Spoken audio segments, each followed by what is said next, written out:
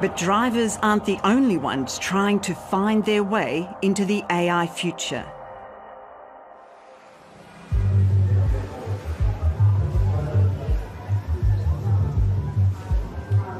Across town, it's after-work drinks for a group of young and aspiring professionals.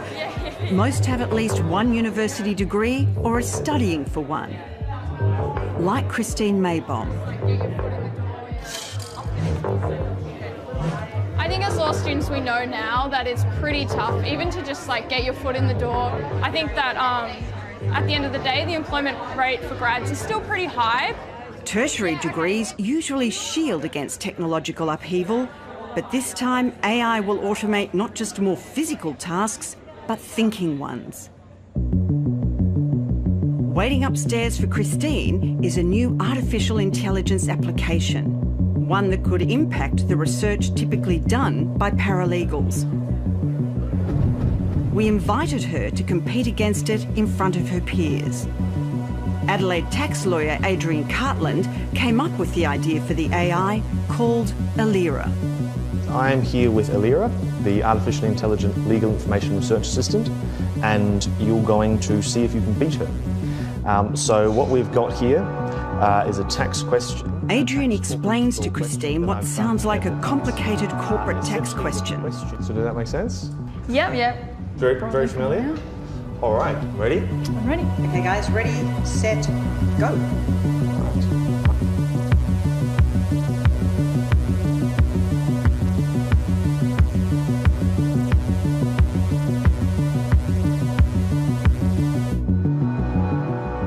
And here we have the answer. So you've got the answer? We're done. That's 30 seconds. Christine, where are you up to with the search? I'm at section 44 of the Income Tax Assessment Act. Maybe it has the answer, I haven't looked through it yet. You're in the right act. So no, do you want to keep going, or do you want to give some more time? I can keep going for a little bit, yeah? Sure.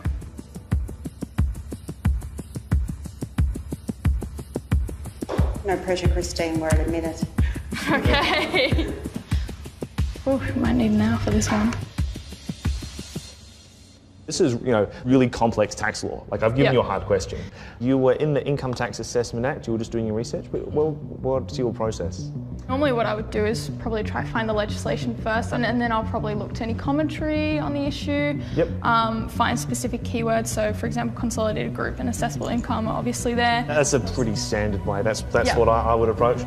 If you put this whole thing into a keyword search, it's going to break down. Keyword searches break down after about 4, 5, 7 words, whereas this is, 300 or 400 words.